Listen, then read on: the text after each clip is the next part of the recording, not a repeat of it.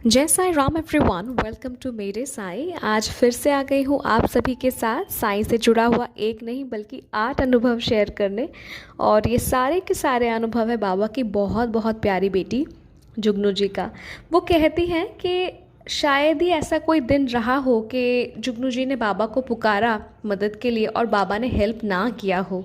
वो कहती है ना, मतलब जुगनू जी कहती है कि उन्हें फील होता है कि बाबा ना वेट करते हैं कि वो कब बुलाएंगे उनको कि बाबा मेरी मदद कर दो, और बाबा तुरंत आते हैं उन्हें मदद के लिए, मदद करने के लिए।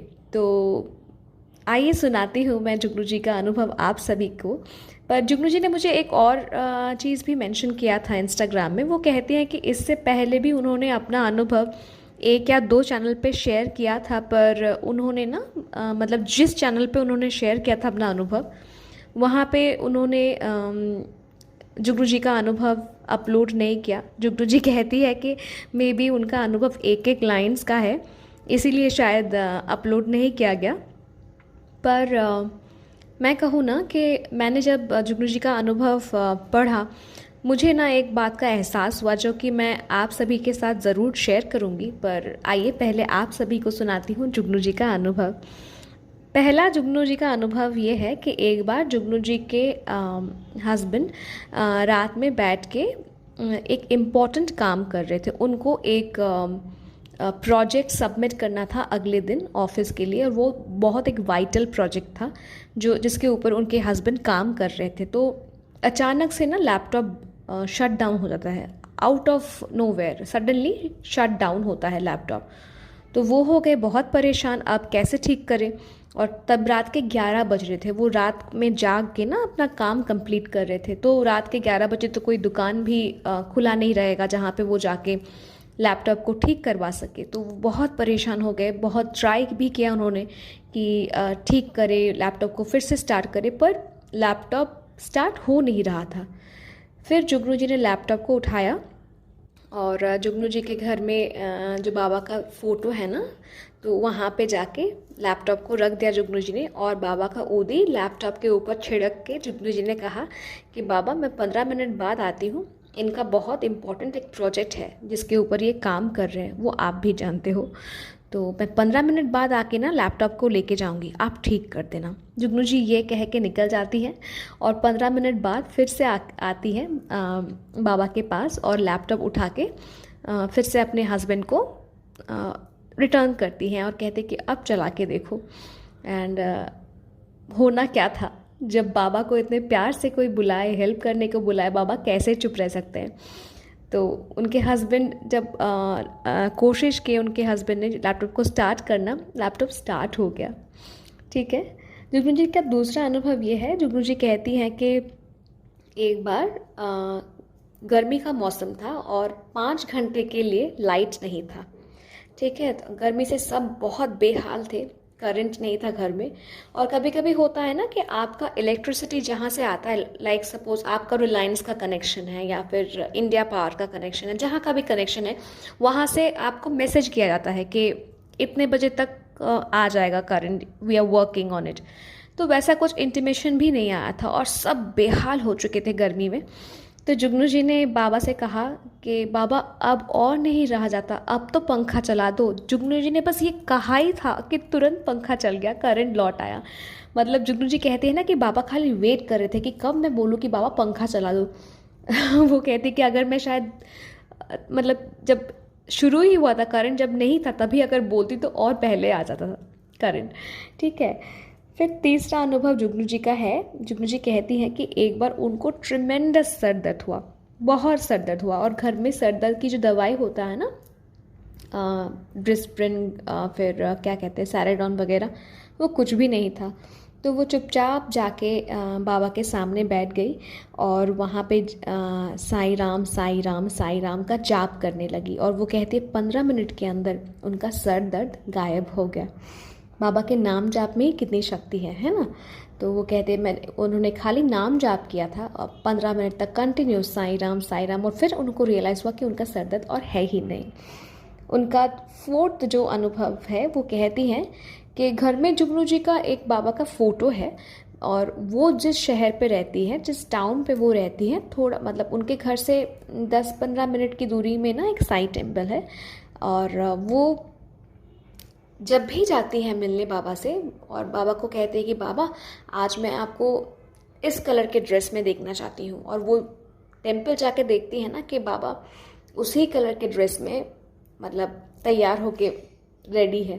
जुगनू जी कहते हैं कि एक बार उनका बर्थडे था, जुगनू जी का बर्थडे, और जुगनू जी ने कहा कि बाबा मैं आपको आज मिलने आ रही हूँ, मैं पिंक पहनी हूँ, और तो मैं चाहती हूँ कि आप भी आज पिंक पहनिए। और वो मंदिर जाके देखती हैं कि बाबा ने पिंक पहना। जुगनू जी कहते हैं कि एक दो बार अगर ये हो जाए कि वो बाबा को कहते हैं कि बाबा आज ये कलर पहन लो, बाबा मैं मिलने आ रही हूँ, आज ऑरेंज पहनो या फिर आज रेड पहनो, एक दो बार अगर मिल जाता है तो इसको कोइंसिडेंस कहते हैं। पर जुगनू जी कहती है कि जुगनू जी जितनी बार वो साईं टेम्पल जाती है और मन ही मन बाबा से कहते हैं ना कि बाबा आज मैं ये कलर का वस्त्र पहन रही हूँ, आप भी वो पहनिए, या फिर बाबा आज मुझे आपको इस कलर के वस्त्र में देखना है, हर बार बाबा उसी कलर के ड्रेस में तैयार होके रहते हैं मंदिर में।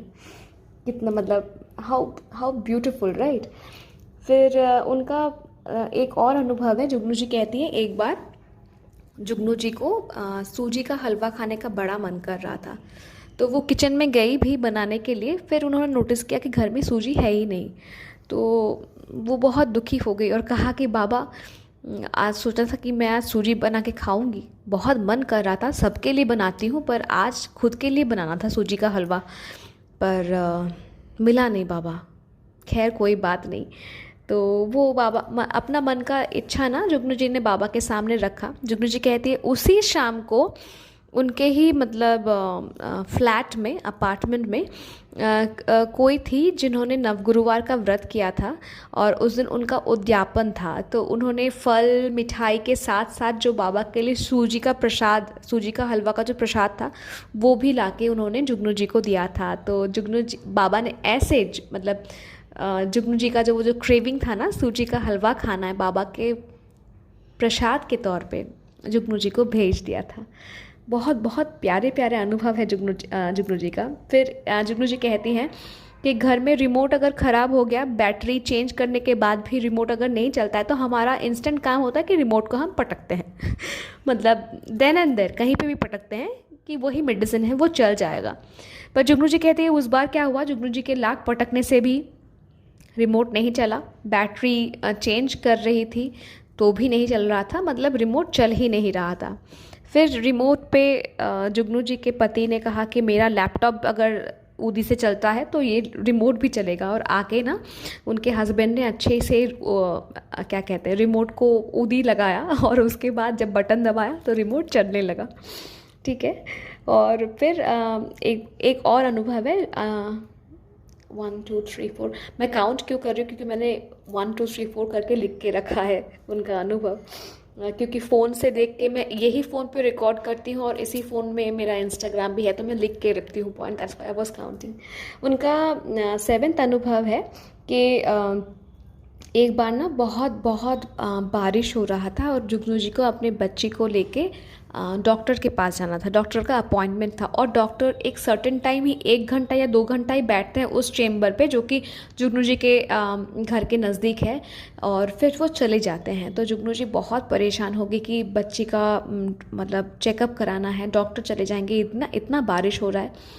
तो जुगनू जी ने बाबा से कहा कि बाबा प्लीज़ आप बारिश को थोड़ा सा रोक दो, मुझे मेरे बेटी को लेके चेकअप कराना है डॉक्टर को। और वो कहते 10-15 मिनट में बारिश थम गया।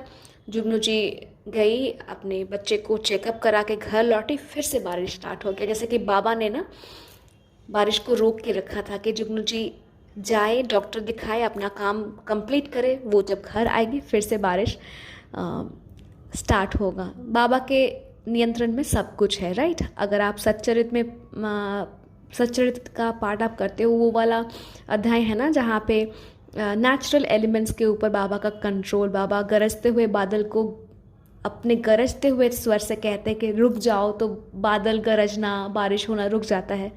तो ऐसा ही कुछ था। और जुगनू जी कहती हैं कि एक बार जुगनू जी का मतलब घर में जो डेली वेयर का जो गोल्डन ईयरिंग है उनका टप, तो वो उन्होंने ना खोल के रखा था। पर जब वो पहनने गई तो उन्हें मिला नहीं। मतलब जहाँ पे ड्रेसिंग टेबल पे जहाँ पे जुगनू जी ने अपना वो गोल्डन ईयरिंग जो टब था वो रखा था, जब वो ढूंढने गई उन्हें मिला नहीं। उन्होंने पूरा घर मतलब अच्छे से मतलब ढूंढा कि कहाँ है। बहुत छोटा था, बहुत ज़्यादा बड़ा भी नहीं, तो वो बहुत पैनिक हो गई कि कहाँ चला गया। और कहते हैं ना कि सोने का खो जाना अच्छा नहीं, अशुभ होता है। तो वो सब उनके दिमाग में बहुत चल रहा था और वो बहुत पैनिक कर रही थी कि कहाँ पे है, कहाँ पे है। तो उन्होंने बहुत बहुत सर्च किया पर उनको उनको कहीं नहीं मिला।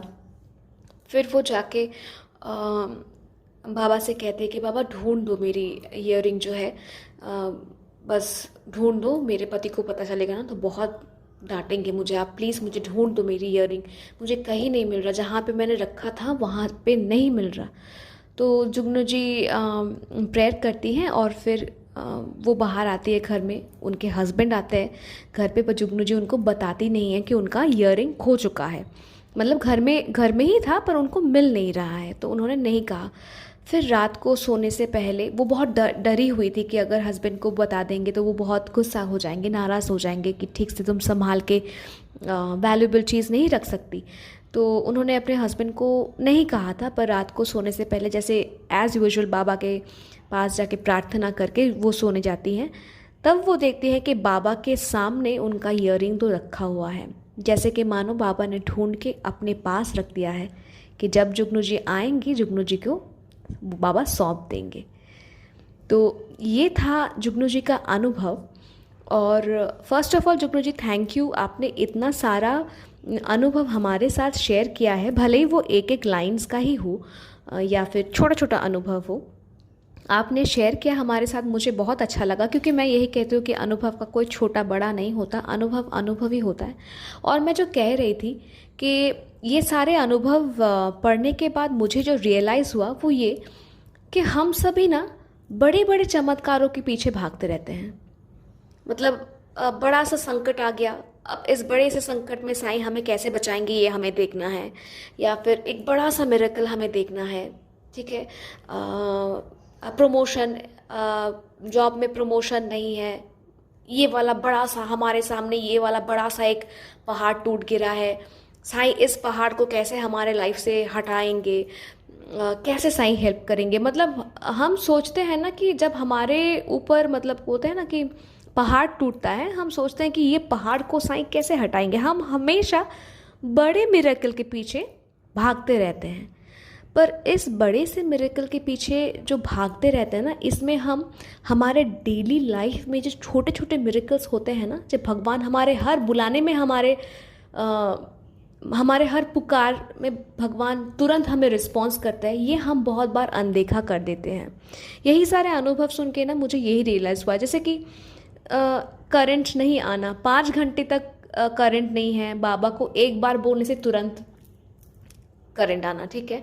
फिर बार बार बाबा से कहना कि बाबा, आप कह सकते हैं ये कोइंसिडेंस है, पर देखिए माने तो पत्थर, ना माने तो पत्थर, माने तो भगवान, ठीक है।